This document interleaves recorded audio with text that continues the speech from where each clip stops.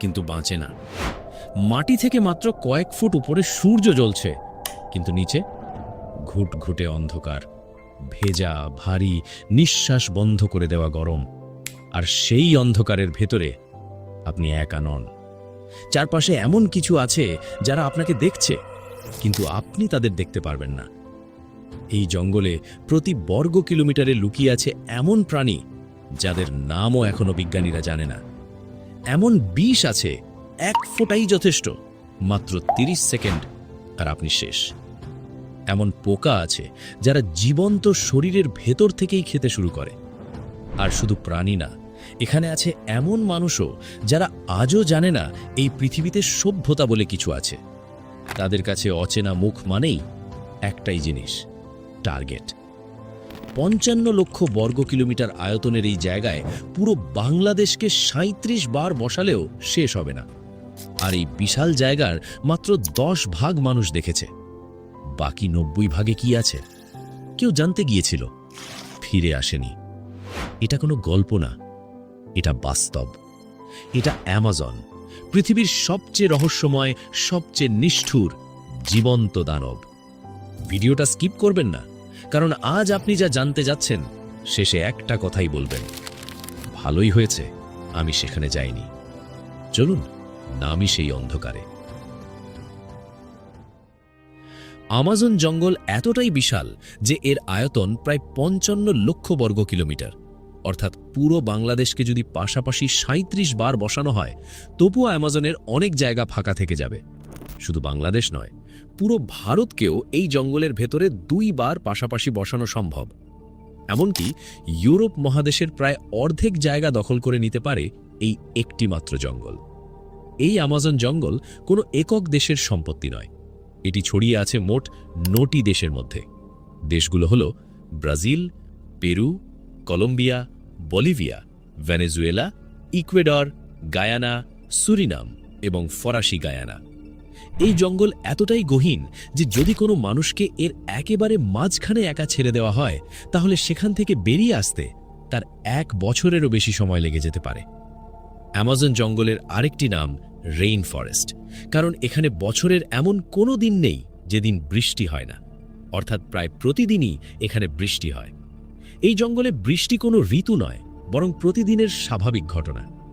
সবচেয়ে অবাক করার বিষয় হল, অ্যামাজন জঙ্গল এতটাই ঘন যে গাছের ওপর বৃষ্টি পড়ার প্রায় 10 মিনিট পর সেই পানি মাটিতে পৌঁছায়। শুধু তাই নয়, এই ঘনত্বের কারণে দিনের বেলাতেও জঙ্গলের ভেতরটা অনেকটা রাতের মতো অন্ধকার থাকে, কারণ উপরের স্তরের গাছপালা এতটাই ঘন যে সূর্যের আলোর প্রায় 90 থেকে 95% ভেতরে ঢুকতে পারে না।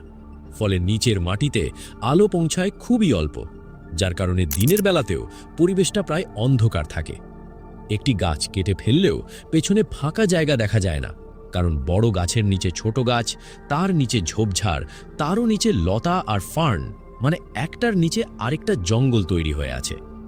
এই জন্য অ্যামাজনে অনেক সময় সামনে মাত্র 1 মিটার দূরে কি আছে সেটাও ঠিকভাবে দেখা যায় না। বিজ্ঞানীদের গবেষণায় দেখা গেছে অ্যামাজন জঙ্গলে রয়েছে প্রায় 430টিরও বেশি প্রজাতির স্তন্যপায়ী প্রাণী, 1300টিরও বেশি প্রজাতির পাখি, 400টিরও বেশি প্রজাতির সরীসৃপ, 1000টিরও বেশি প্রজাতির উভচর এবং 3000টিরও বেশি প্রজাতির মাছ। এছাড়াও এখানে রয়েছে প্রায় 25 লক্ষেরও বেশি প্রজাতির পোকামাকড়। অর্থাৎ শুধু এই একটি জঙ্গলেই প্রায় 50 লক্ষের কাছাকাছি ভিন্ন ভিন্ন প্রাণী প্রজাতি বাস করে। পৃথিবীতে এখনও পর্যন্ত বিজ্ঞানীরা যত প্রাণী প্রজাতি শনাক্ত করেছেন তার প্রায় 10% শুধুমাত্র অ্যামাজনেই বাস করে। অ্যামাজন জঙ্গলের একটি বড় গাছেই পাখি, পোকামাকড়, ব্যাঙ, সাপ এভাবে শত শত প্রাণী একসাথে বসবাস করে। অর্থাৎ এখানকার প্রতিটি গাছ যেন এক একটি ছোটখাটো চিড়িয়াখানা। বিজ্ঞানীরা বলেন, অ্যামাজন জঙ্গলে পোকামাকড়ের সংখ্যা এত বেশি যে তা মাটির দানার সংখ্যাকেও ছাড়িয়ে যেতে পারে বলে মনে হয়।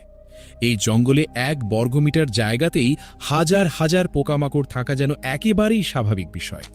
প্রতি বছর অ্যামাজন জঙ্গলে শত শত নতুন প্রাণী প্রজাতি আবিষ্কৃত হয়। এই জঙ্গলে ঠিক কত প্রজাতির প্রাণী বাস করে তার সম্পূর্ণ তালিকা আজও বিজ্ঞানীরা তৈরি করতে পারেননি। দিনে যে জায়গায় পাখি আর বানরের আনাগোনা থাকে, রাতে সেই একই জায়গায় দেখা যায় সাপ, ব্যাঙ আর নিশাচর শিকারীদের। অর্থাৎ দিনের প্রাণীরা সূর্য ডোবার সঙ্গে সঙ্গে আশ্রয়ে ফিরে যায়, আর ঠিক তখনই রাতের প্রাণীরা বের হয় শিকারের খোঁজে, যেন একই জঙ্গলে পাশাপাশি দুটি ভিন্ন প্রাণী জগৎ। অ্যামাজন জঙ্গলে এমন অসংখ্য প্রাণী রয়েছে যেগুলো পৃথিবীর আর কোথাও পাওয়া যায় না। আর এই জঙ্গলের কথা উঠলেই সবার আগে যে প্রাণীটির নাম মনে আসে সেটি হলো অ্যানাকন্ডা। অ্যানাকন্ডা পৃথিবীর সবচেয়ে ভারী সাপ। এদের দৈর্ঘ্য প্রায় ৩০ ফুট পর্যন্ত হতে পারে এবং ওজন প্রায় ২৫০ কেজি বা তারও বেশি হয়। এদের গায়ের রণ এমনভাবে ছদ্মবেশ তৈরি করে যে ঝোপঝাড়, কাদামাটি, শ্যাওলা বা ছায়ার মধ্যে এদের আলাদা করে চেনা প্রায় অসম্ভব। এই সুবিধা কাজে লাগিয়েই তারা খুব সহজে শিকার ধরে। অ্যানাকন্ডা বিষধর সাপ নয়, এর কামড়ে কোনো বিষ নেই। তারা শিকারকে কামড়ে মারে না, বরং নিজেদের শক্তিশালী শরীর দিয়ে পেঁচিয়ে ধরে চাপে মেরে ফেলে। শিকার যখন নিঃশ্বাস নেওয়ার চেষ্টা করে তখন তারা আরও শক্ত করে চেপে ধরে, ফলে শ্বাস বন্ধ হয়ে যায় এবং অতিরিক্ত চাপ সহ্য করতে না পেরে শিকারের ভেতরের অঙ্গপ্রত্যঙ্গ ক্ষতিগ্রস্ত হয়ে মৃত্যু ঘটে। অ্যানাকন্ডার চোয়াল এমনভাবে গঠিত যে তারা সম্পূর্ণ একটি হরিণ, শূকর বা এমনকি বড় কুমিরকেও আস্ত গিলে ফেলতে পারে। আরেকটি আশ্চর্যের বিষয় হল, মেয়ে অ্যানাকন্ডা আকারে বড় ও শক্তিশালী হলেও পুরুষ অ্যানাকন্ডা তুলনামূলক ছোট হয়। প্রজননের সময় অনেক ক্ষেত্রে একটি মেয়ে অ্যানাকন্ডার চারপাশে ১০-১২টি পুরুষ অ্যানাকন্ডা একসাথে জড়িয়ে থাকে। এই ঘটনাকে বলা হয় ব্রিডিং বল। তবে এই জঙ্গলে শুধু বিশাল আকারের প্রাণীরাই ভয়ঙ্কর নয়, ছোট ছোট অনেক প্রাণীও সমানভাবে বিপজ্জনক হয়ে উঠতে পারে। এখানকার ছোট একটি পিঁপড়াও আপনার জন্য ভয়ঙ্কর হয়ে উঠতে পারে। তেমনই একটি পিঁপড়ার নাম হল বুলেট অ্যান্ট। এটি অ্যামাজনের সবচেয়ে যন্ত্রণাদায়ক পিঁপড়ে। এই পিঁপড়ে কাউকে কামড় দিলে তা গুলির আঘাতের মতো অনুভূত হয়, আর এ কারণেই এর নাম দেওয়া হয়েছে বুলেট অ্যান্ট। যারা এই পিঁপড়ের কামড় খেয়েছে তাদের মতে এটি কামড় দিলে মনে হয় যেন পায়ে গরম লোহার দণ্ড ঢুকিয়ে দেওয়া হয়েছে। কিন্তু আরও ভয়ঙ্কর বিষয় হল এই ব্যথার স্থায়িত্ব। কামড় দেওয়ার সঙ্গে সঙ্গে ব্যথা শুরু হয় এবং তা সহজে শেষ হয় না। প্রায় ১২ থেকে ২৪ ঘন্টা পর্যন্ত এই তীব্র যন্ত্রণা স্থায়ী হতে পারে। পুরো সময় জুড়ে যেন আগুনে পোড়ার মতো কষ্ট সহ্য করতে হয়। এই বুলেট অ্যান্ট সাধারণ পিঁপড়ের মতো ছোট নয়, এদের দৈর্ঘ্য প্রায় ১ ইঞ্চি পর্যন্ত হতে পারে। এদের বিষে এমন উপাদান থাকে যা শরীরের স্নায়ুতন্ত্রকে সাময়িকভাবে অচল করে দেয়, ফলে শরীর অবশ ও শক্ত হয়ে আসে। এই পিঁপড়েকে ঘিরে অ্যামাজনের কিছু আদিবাসী উপজাতির মধ্যে ভয়ঙ্কর কিছু রীতিও প্রচলিত আছে। অনেক উপজাতিতে ছেলেদের তখনই প্রাপ্তবয়স্ক বা পুরুষ হিসেবে ধরা হয় যখন তারা বুলেট অ্যান্টে ভরা বিশেষ ধরনের দস্তানা পরে নাচ সম্পন্ন করতে পারে। সেই দস্তানার ভেতরে থাকে শত শত জীবন্ত পিঁপড়ে। শুধু তাই নয়, তাদের প্রায় ১০ মিনিট ধরে হাত সেই দস্তানার ভেতরে রাখতে হয় এবং অসহ্য যন্ত্রণা সহ্য করতে হয়। এটাকেই তারা সাহস ও পরিণতির হিসেবে দেখে। অ্যামাজন জঙ্গলের পাশ দিয়ে বয়ে গেছে বিশাল অ্যামাজন নদী, যা পৃথিবীর সবচেয়ে শক্তিশালী নদীগুলোর একটি। এটি শুধু লম্বা নয়, আয়তন, গভীরতা এবং পানির পরিমাণ সব দিক থেকেই অসাধারণ। এই নদীর দৈর্ঘ্য প্রায় ৪,৪০০ কিলোমিটার। এটি পেরুর আন্দিজ পর্বতমালা থেকে উৎপন্ন হয়ে আটলান্টিক মহাসাগরে গিয়ে মিশেছে। অ্যামাজন নদীর সবচেয়ে অবাক করা বৈশিষ্ট্য হল এটি পৃথিবীর যে কোনো নদীর তুলনায় সবচেয়ে বেশি পানি বহন করে। পৃথিবীর সব নদীর মোট পানির প্রায় ২০% একাই বহন করে এই নদী। প্রতি সেকেন্ডে প্রায় ২ লাখ ঘনমিটার পানি এটি সমুদ্রে ফেলে, যা মিসিসিপি নদীর তুলনায় কয়েক গুণ বেশি।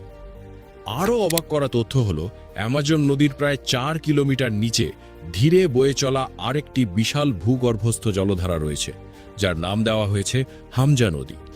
এটি সরাসরি দেখা যায় না কারণ এর স্রোত খুব ধীর, তবে এর প্রস্থ অত্যন্ত বিস্তৃত। অ্যামাজন নদীর মিঠা পানি এত বিশাল পরিমাণে সমুদ্রে মিশে যে আটলান্টিক মহাসাগরের প্রায় ১৫০ থেকে ২০০ কিলোমিটার পর্যন্ত লবণাক্ত পানি মিঠা পানিতে রূপান্তরিত হয়ে যায়। তবে শুধু অ্যামাজন জঙ্গলই নয়, এর নদী ও আশপাশের পরিবেশেও সমানভাবে ভয়ঙ্কর ও বিস্ময়কর প্রাণীদের বসবাস রয়েছে। অ্যামাজন নদীও ভয়ঙ্কর সব প্রাণীতে ভরপুর, আর এর মধ্যে সবচেয়ে ভয়ঙ্কর প্রাণীগুলোর একটি হল ব্ল্যাক কাইম্যান, এক ধরনের হিংস্র কুমির।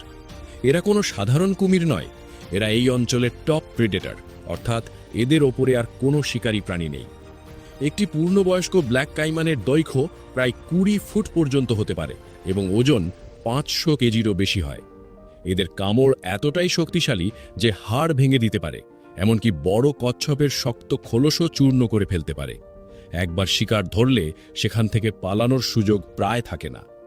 আশ্চর্যের বিষয় হলো এরা না খেয়ে কয়েক মাস পর্যন্ত বেঁচে থাকতে পারে। এই অ্যামাজন নদীতেই আরও একটি বিপজ্জনক প্রাণী রয়েছে, ইলেকট্রিক ইল। আকারে তুলনামূলক ছোট হলেও এটি অত্যন্ত ভয়ঙ্কর। একে বলা হয় জীবন্ত ব্যাটারি। এটি আসলে এক ধরনের মাছ যার শরীর বিদ্যুৎ উৎপন্ন করতে পারে। ইলেকট্রিক ইলের শরীরে প্রায় 80% অংশ বিদ্যুৎ উৎপাদনের জন্য বিশেষভাবে গঠিত। এর শরীরে হাজার হাজার ইলেকট্রোসাইট কোষ একসাথে কাজ করে। আক্রমণের সময় এটি 600 থেকে 800 ভোল্ট পর্যন্ত বিদ্যুৎ ছাড়তে পারে, যা একটি মানুষের জন্য মারাত্মক হতে পারে। সবচেয়ে ভয়ঙ্কর বিষয় হলো এটি একবার শক দিয়েই থামে না, 1 সেকেন্ডে একাধিকবার শক দিতে পারে, ফলে শিকার দ্রুত অচেতন হয়ে যায় এবং নড়াচড়া করার ক্ষমতা হারায়। শুধু আক্রমণই নয়, ইলেকট্রিক ইল বিদ্যুৎ ব্যবহার করে দেখতেও পারে। পানিতে দুর্বল বৈদ্যুতিক তরঙ্গ ছেড়ে চারপাশের বস্তু শনাক্ত করে। এভাবেই কাদা ও অন্ধকার পানিতেও শিকারের অবস্থান নির্ধারণ করে। একটি বড় ইলেকট্রিক ইলের দৈর্ঘ্য প্রায় 9 ফুট পর্যন্ত হতে পারে, যা একজন মানুষের উচ্চতা বা তার চেয়েও বেশি। অ্যামাজন নদীকে ঘিরে একটি অবিশ্বাস্য কিন্তু বাস্তব ঘটনা রয়েছে। স্লোভেনিয়ার সাঁতারু মার্টিন স্ট্রেল পুরো অ্যামাজন নদী সাঁতরে পার হয়েছেন। 2060 সালে তিনি এই রেকর্ড গড়েন। সম্পূর্ণ যাত্রা শেষ করতে তার সময় লেগেছিল 66 দিন। তিনি পেরু থেকে যাত্রা শুরু করে ব্রাজিল হয়ে আটলান্টিক মহাসাগরের কাছে গিয়ে শেষ করেন। তবে তিনি একটানা সাঁতার কাটেননি। প্রতিদিন 8 থেকে 10 ঘন্টা সাঁতার কাটতেন এবং রাতে নৌকায় বিশ্রাম নিতেন। তার সঙ্গে একটি সাপোর্ট টিম ছিল যারা তার নিরাপত্তা নিশ্চিত করত। তিনি কখনো স্রোতের বিপরীতে সাঁতার কাটেননি, বরং স্রোতের দিকেই এগিয়েছেন যাতে শক্তি কম খরচ হয়। নদীতে ব্ল্যাক কাইম্যান, পিরানহা, অ্যানাকন্ডা ও ইলেকট্রিক ইলের মতো বিপজ্জনক প্রাণী থাকায় তিনি রাতে সাঁতার কাটতেন না। দিনে সাঁতার কাটার সময় অগভীর ও ঝোপঝাড়যুক্ত এলাকায় এড়িয়ে চলতেন। এত সতর্কতার পরেও তিনি অসুস্থ হয়ে পড়েন। শরীর ফুলে যায়, জ্বর ও সংক্রমণ হয়, এমনকি কয়েকবার শ্বাসকষ্টও হয়েছিল। তারপরেও তিনি থামেননি এবং শেষ পর্যন্ত রেকর্ড সম্পন্ন করেন। অ্যামাজন জঙ্গলে আরও একটি বিস্ময়কর নদী রয়েছে যার পানি সব সময় ফুটতে থাকে। এর নাম সানাই তিম্পিস্কা। এটি পেরুতে অবস্থিত। এই নদীর পানির তাপমাত্রা প্রায় 90 ডিগ্রি সেলসিয়াস বা তারও বেশি। এই পানিতে কোনো প্রাণী পড়লে কয়েক সেকেন্ডেই মারা যেতে পারে। এমনকি এই পানিতে রান্নাও করা সম্ভব। বিজ্ঞানীরা মনে করেন ভূগর্ভের গভীর থেকে অত্যন্ত গরম পানি উঠে এসে নদীতে মিশে যাওয়ার কারণে এটি এত গরম থাকে। নদীটির দৈর্ঘ্য প্রায় 6 কিলোমিটার। স্থানীয় উপজাতিদের কাছে এটি পবিত্র এবং তারা এখানে নানা আচার অনুষ্ঠান পালন করে, যদিও এই বিশ্বাস বৈজ্ঞানিক নয়। বর্তমানে অ্যামাজন জঙ্গলে প্রায় 500টির মতো আদিবাসী উপজাতি বসবাস করে। এর মধ্যে 350টিরও বেশি পরিচিত হলেও 100টির বেশি উপজাতি এখনও আধুনিক বিশ্বের সাথে সম্পূর্ণ বিচ্ছিন্ন। মোট আদিবাসী সংখ্যা প্রায় 12 লাখ। তারা Brazil, Peru, Colombia, Venezuela, Ecuador ও বলিভিয়া সহ বিভিন্ন দেশে ছড়িয়ে আছে। এই উপজাতিরা বাইরের মানুষ দেখলে প্রায়ই পালিয়ে যায়, এমনকি বিমানের শব্দ শুনেও জঙ্গলের গভীরে আশ্রয় নেয়। তারা কাঠ, পাতা, বাঁশ দিয়ে ঘর তৈরি করে। অনেক সময় পুরো একটি উপজাতি এক ছাদের নিচে থাকে। বিদ্যুৎ, দরজা বা জানালা ছাড়াই তারা টিকে আছে। 20 শতকের শুরুতে ব্রিটিশ অভিযাত্রী পার্সি ফসেট বিশ্বাস করতেন অ্যামাজনের গভীরে একটি প্রাচীন উন্নত সভ্যতা ছিল, যাকে তিনি লস্ট সিটি অফ জেড নামে উল্লেখ করেন। তিনি 1750 সালের একটি পর্তুগিজ নথি থেকে এই ধারণা পান, যেখানে পাথরের শহর, রাস্তা, সিঁড়ি ও ভাস্কর্যের বর্ণনা ছিল।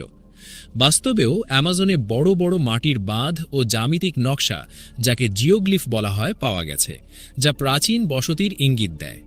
1925 সালে ফসেট তার ছেলে ও তার বন্ধুকে নিয়ে জঙ্গলের গভীরে প্রবেশ করেন, কিন্তু যাওয়ার আগে তারা বলে গিয়েছিলেন, আমরা যদি ফিরে না আসি আমাদের খুঁজতে আসবে না। এরপর তারা আর কখনো ফিরে আসেননি। তাদের নিখোঁজ হওয়ার কারণ আজও রহস্য। কেউ মনে করেন তারা কোনো উপজাতির হাতে নিহত হয়েছেন, আবার কেউ বলেন রোগ, ক্ষুধা বা ক্লান্তিতে মারা গেছেন। কেউ কেউ আবার বিশ্বাস করেন তারা হয়তো সেই হারিয়ে যাওয়া শহর খুঁজে পেয়েছিলেন, কিন্তু সেখান থেকে আর ফিরে আসতে পারেননি। শেষ কথা হলো, অ্যামাজন কোনো সাধারণ জঙ্গল নয়। এটি এমন এক জায়গা যেখানে প্রকৃতি এখনও মানুষের নিয়ন্ত্রণের বাইরে। এখানে প্রতিটি পদক্ষেপে লুকিয়ে আছে অজানা রহস্য, বিপদ এবং বিস্ময়। এই জঙ্গল আমাদের শেখায় পৃথিবীর সব কিছু জয় করার জন্য নয়, কিছু জায়গা আছে যেগুলোকে শুধু সম্মান করে দূর থেকে দেখাই উচিত।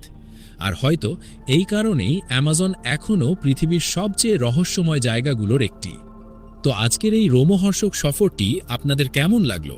অ্যামাজনের কোন রহস্যটি আপনাকে সবচেয়ে বেশি অবাক করেছে? বিশাল অ্যানাকন্ডা, ফুটন্ত নদী, নাকি আদিবাসী উপজাতিদের জীবনযাত্রা? অবশ্যই নিচে কমেন্ট করে আপনার মতামত জানান। ভিডিওটি ভালো লাগলে একটি লাইক দিন এবং